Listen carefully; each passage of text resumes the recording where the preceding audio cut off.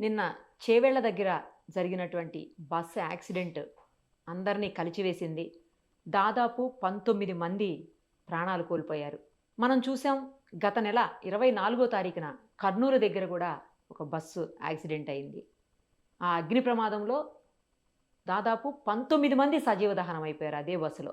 Next నిన్న రాజస్థాన్‌లో ఒక టిప్పరు వరుసగా రోడ్డు మీద ప్రమాదాలు చేసుకుంటూ ఎళ్తే 19 మంది చనిపోయారు. మన తెలంగాణలో నిన్న జరిగినటువంటి చేవెళ్ల దాంట్లో 19 మంది. మొన్న ఆంధ్రాలో కర్నూలు దగ్గర జరిగినటువంటి దాంట్లో 19 మంది. నిన్ననే రాజస్థాన్‌లో జరిగినటువంటి యాక్సిడెంట్‌లో కూడా 19 మంది చనిపోయారు. వరుసగా 19 మందే చనిపోవటం. నిన్నెవరో మాట్లాడుతూ అంటున్నారు. ప్రతి చోట కూడా 19 మందే చనిపోతున్నారు. ఏంటి 19 నంబరు ఏమన్నా బ్యాడ్ నంబరా? అన్‌లక్కీ నంబరా? ఇలా మాట్లాడుతుంటే నాకు గూడా డౌటొచ్చింది. ఏంటి నిజంగానే గదా! కంటిన్యూస్‌గా 19 మరణాలే సంభవించాయి. చూస్తూనే ఉన్నాం ఈ యాక్సిడెంట్స్‌లో అని. వేద పండితుల్ని అడిగి తెలుసుకుందాం అసలు నిజంగా అట్లా ఏమన్నా ఉంటుందా అని జెప్పి అని అనుకున్నాను. సో, ఈరోజు గురువుగారు ప్రముఖ వేద పండితులు కృష్ణమాచార్యులు గారిని అడిగాను. "సార్ చెప్పండి" అంటే, "మాట్లాడదాం అమ్మా" అన్నారు. మనతో పాటు లైవ్ కాల్‌లో ఉన్నారు. ఒకసారి గురువుగారితో మాట్లాడదాం. సార్ నమస్తే అండి. జై వీరబ్రహ్మ జై గోవింద బంబ జై. అమ్మ నమస్కారం తల్లి. సార్ కంటిన్యూస్‌గా ఈ బస్ యాక్సిడెంట్లు లేకపోతే టిప్పర్‌తో అయినియి లేదంటే ఈ రకరకాల యాక్సిడెంట్స్‌లో ఈ మధ్య కాలంలో వరుసగా 19 అవుతుంది సార్. అట్లా ఏమన్నా అది అన్‌లక్కీ నంబరా? నిన్నెవరో అంటున్నారు అది అన్‌లక్కీ నంబరు, మంచి నంబర్ గాదు. అట్లా ఇట్లా అంటుంటే నాకు డౌటొచ్చింది. అట్లా ఉంటుందా అసలు? ఒక నంబర్ అన్‌లక్కీ, లక్కీ అని ఉంటుంది. ఇంకొకటి సార్ నిన్న ఏదైతే ప్రమాదం జరిగిందో చేవెళ్లలో అక్కడ బస్సు, టిప్పరు రెండిటి నంబర్‌లు గూడా టోటల్ 9 సార్. 9ని చాలా లక్కీ నంబర్‌గా భావిస్తారు అందరూను. అలాంటిది ఆ యెస్. 2 నంబర్‌లు గూడా 9 చనిపోయింది 19 మంది. ఒక్కసారి అట్లేమన్నా ఉంటుందా గురువుగారు? కొన్ని డౌట్స్ కొంతమందికున్నాయి. అంటే వాళ్ళనేసరికి నాకు గూడా డౌటొచ్చింది. సో, ఒక్కసారి చెప్పండి గురువుగారు. ఒక వ్యక్తి యొక్క భూత భవిత వర్తమానాలు తెలియజేసే జ్యోతిష్ శాస్త్రం చాలా అద్భుతమైంది. ఆ జ్యోతిష్యపరమైనటువంటి శాఖల్లో సంఖ్యాశాస్త్రం, ప్రాచీనమైనటువంటి సంఖ్యాశాస్త్రం అంతకంటే విశేషవంతమైనది. మీరు అన్నట్టుగా 19 అనేటువంటి సంఖ్యని ఆధునికమైనటువంటి సంఖ్యాశాస్త్రం న్యూమరాలజీ ప్రిన్స్ ఆఫ్ హెవెన్ అని చెప్పబడింది. అంటే అది మంచి సంఖ్య కింద లెక్క. ఓహ్! కానీ కానీ ఇక్కడ జరిగినటువంటి దుర్మరణాల దృష్ట్యా మనం ఏం చెప్పొచ్చంటే, మనం ఉన్నటువంటి ఆంగ్ల మానాన్ని అనుసరించి మనం ఉన్నటువంటి సంవత్సరం 2025. ఈ సరే. టోటల్ ని కూడితే కూడా వచ్చేటువంటి ఇది గూడా అంకె 19 అవును. 9. కరెక్ట్. అదే 9. What I mean 9. ఆ! యెస్. 9 అనేటువంటి అంకెకి అధిపతి అయినటువంటి వాడు అంగారకుడు, అంటే కుజుడు. ఈ అంగారకుడు కుజుడు విశేషవంతంగా అంటే పాజిటివ్, నెగెటివ్ 2 పోల్స్ మనం తీసుకుంటే సరే.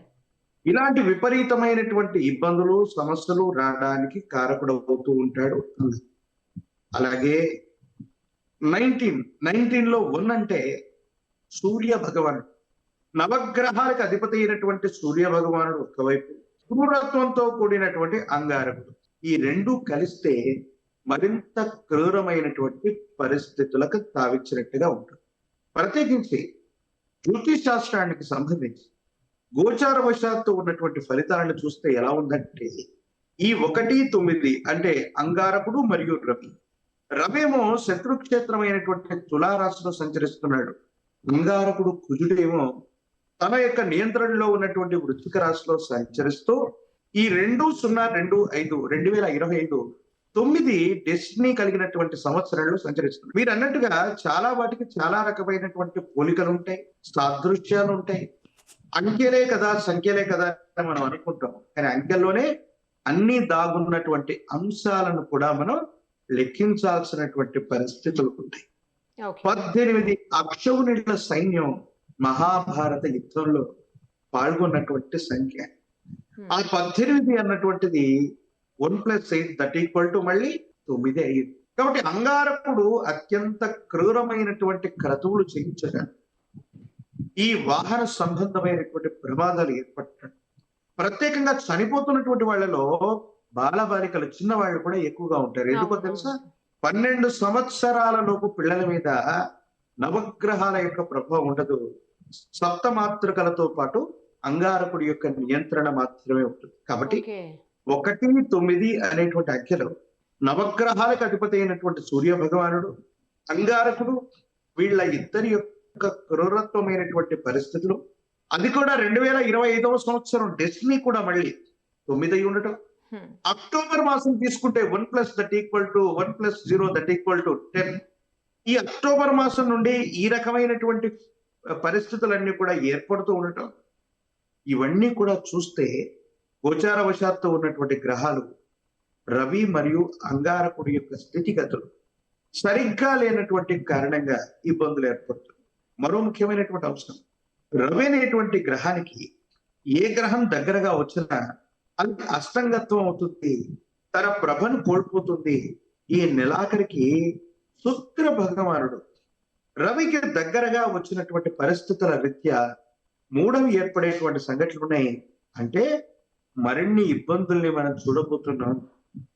భార్యాభర్తలకు సంబంధించిన విషయాల్లో అవ్వచ్చు, ప్రమాదాల్లో కొట్టుకుపోవటం అవ్వచ్చు. ఇప్పటి వరకు ఒకరు, ఇద్దరు, ముగ్గురు, మీరు చెప్పినట్టుగా 19 మంది చనిపోయినటువంటి దాఖలాలను మనం చూస్తున్నాం. కానీ ఇక మీదట కుటుంబాలు మొత్తం కూడా జల ప్రవాహంలో కొట్టుకుపోవటం, విద్యుత్ సంబంధమైనటువంటి అంశాల వల్ల ఇబ్బంది కలగటం, లేదా అగ్ని సంబంధమైనటువంటి ప్రమాదాల వల్ల ఏదైనా జరిగేటువంటి అవకాశాలు ఉన్నాయి. అంటే సమీప భవిష్యత్తులో ఇంతకు మించినటువంటి విపత్కరమైనటువంటి పరిస్థితుల్ని మనం చూడబోతున్నాం అన్నటువంటి విషయాన్ని మనం గుర్తెరగాలి. ఏది ఏమైనప్పటికీ కూడా వాహన ప్రమాదాలు జరిగినటువంటి వాహనాల యొక్క అంకెలు తీసుకున్నా, సంవత్సరాన్ని తీసుకున్నా, గతించిపోయినటువంటి వ్యక్తుల యొక్క సంఖ్యను తీసుకున్నా, అంగారకుడు యొక్క 9 సంఖ్యతో మ్యాచ్ అవుతూ ఉండటం, దాంట్లో మరో విశేషవంతమైనటువంటి క్రూరకారకుడు నవగ్రహాధిపమైనటువంటి విశేషవంతమైన ఆదిత్యుడు ఉండటం వల్ల ఈ ప్రమాద తీవ్రత అన్నటువంటిది అధికమైపోయింది. రుధిరం అంటే విశేషవంతమైన రక్తం, అది ప్రవహించటం, అగ్ని వల్ల ఆహుతవటం, రుధిరం ప్రవహించటం, బీభత్సకరమైనటువంటి పరిస్థితుల్లో ఆర్తనాదాలు చేసుకుంటూ వాళ్ళంతా మృతి చెందినటువంటి సంఘటన మనం చూస్తాం. చాలా బాధగా అనిపిస్తుంది. ఆ దృశ్యాన్ని మన నేత్రాలతో మనం చూడలేం. ఎందుకంటే విపరీతంగా గతంలో, ఇప్పుడు కాదు కానీ గతంలో కొన్ని 40-50 ఏళ్ల క్రితం రాయలసీమ లాంటి ప్రాంతాల్లో ఫ్యాక్షన్ తగాదాలు ఎక్కువగా ఉంటాయి. అంగారకుడి యొక్క స్థితిగతులు జాతకంలో సరిగ్గా లేనప్పుడు, అంగారకుడు నెగిటివ్ వైబ్రేషన్స్ లో ఉన్నప్పుడు వాళ్ళ మీద శత్రువులు హాని చేయటం, దాడి చేయటం, శరీరంలో ఉన్నటువంటి విశేషవంతమైనటువంటి వాటిని ఈ విధంగా ధ్వంసం చేయటం, లేదా వాళ్ళంతట వాళ్ళు ప్రమాదాల బారిపడటం, శత్రువు చేతిలో చిక్కబట్టడం, ఇలాంటి సంఘటనలన్నీ కూడా జరిగినటువంటి దాఖలాలు. కాబట్టి అంగారకుడు మరియు ఆదిత్యుడు వీళ్ళిద్దరి యొక్క కలయికతోనే 19 అనేటువంటి అంకె ఏర్పడ్డది. మనం ఉన్నటువంటి 2025వ సంవత్సరానికి కూడా అంగారకుడికి సంబంధించినటువంటి 9తో సంబంధం ఉంది. ఎందుకో ఒక రకమైనటువంటి నెగిటివ్ వైబ్రేషన్స్ ఎక్కువగా ప్రపంచంలో మనం చూస్తూ ఉన్నాం. ఆ నెగిటివ్ వల్లే ఎన్ని రకాలైనటువంటి ప్రమాదాలు జరుగుతున్నాయి. ఈ నెలాంతరం నుంచి మళ్ళీ రవి కూడా విశేషంగా శుక్రుడితో కలిసి శుక్ర మౌఢ్యాన్ని ఏర్పరచాలి. మరిన్ని ఇబ్బందికరమైనటువంటి పరిస్థితులు మరో 2-3 మాసాల పాటు కొనసాగే అవకాశం ఉంది. దేశ కాలమాన పరిస్థితుల్లో దేవగురువు అయినటువంటి బృహస్పతి అతిచారం ఎప్పుడైతే మొదలవుతుందో వీటన్నిటికి కూడా నాంది ప్రస్తావన అవుతుంది. అంటే నవగ్రహాల్లో చాలా గ్రహాల యొక్క గోచార వశాత్తు వచ్చినటువంటి మార్పులను గనక అనుసరించి చూస్తే ఈ విధమైనటువంటి పరిస్థితులు వస్తున్నాయి. ప్రత్యేకించి 18వ తారీఖు లేదా 19వ తారీఖు, 18వ తారీఖు నుండి 19వ తారీఖు గడిచినటువంటి అక్టోబర్ మాసం, అది కూడా మళ్ళీ 19 దేవగురువు అయినటువంటి బృహస్పతి 19 అక్టోబర్ అతిచారం వల్ల వేరొక రాశిలోకి వెళ్ళారు.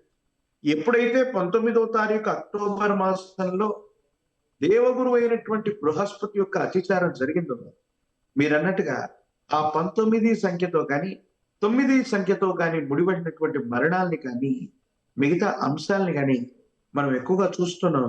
ఇదంతా కూడా గ్రహాలకు సంబంధించింది. న్యూమరాలజికల్ గా ప్రాచీన సంఖ్య మరియు ప్రశ్నాశాస్త్రానికి సంబంధించిందిగా మనం చూడొచ్చు. మరే మాత్రం కూడా సందేహం లేదు. ఈ విశ్వంలో, ఈ ప్రకృతిలో అంకెలకి సంఖ్యలకి విశేషవంతమైనటువంటి స్థితిగతులు ఉన్నాయి.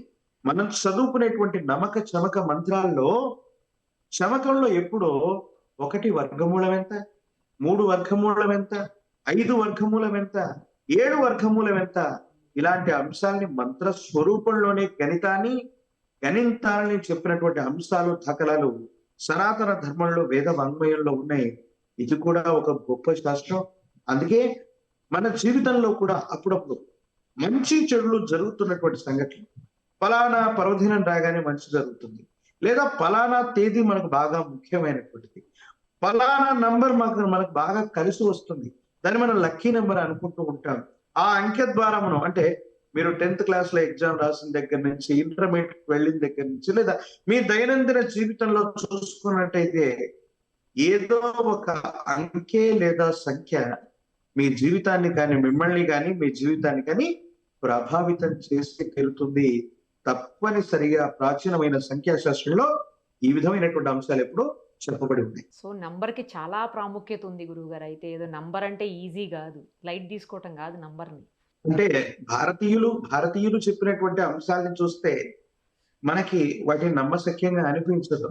కానీ పాశ్చాత్య దేశాలకు సంబంధించినటువంటి పైథాగరస్ అనుకోనివ్వండి, హీరో అనుకోనివ్వండి, ఇలాంటి పాశ్చాత్య దేశాలకు సంబంధించిన శాస్త్రవేత్తలు మన భారతదేశానికి వచ్చి మన మహర్షుల దగ్గర నుండి ఈ ప్రాచీనమైనటువంటి సంఖ్యాశాస్త్రాన్ని తీసుకెళ్లి న్యూమరాలజీ అనేటువంటి పేరుతో విశ్వవ్యాప్తం చేస్తే పైథాగరస్ థియరీని, చార్ల్డీన్ థియరీని, హీరోస్ చెప్పినటువంటి వాటిని, వీటన్నిటిని కూడా పాశ్చాత్యులు చెప్పారు కాబట్టి మనం నమ్ముతాం.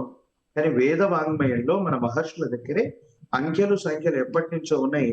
ఇది ప్రపంచం మొత్తం కూడా ఆమోదించదగినటువంటి సంఖ్యాశాస్త్రానికి సంబంధించినటువంటి ఒక గొప్ప రహస్యం. థ్యాంక్ యూ గురుగారు, థ్యాంక్ యూ సో మచ్. జై వీరబ్రహ్మ, జై గోవింద బాబు.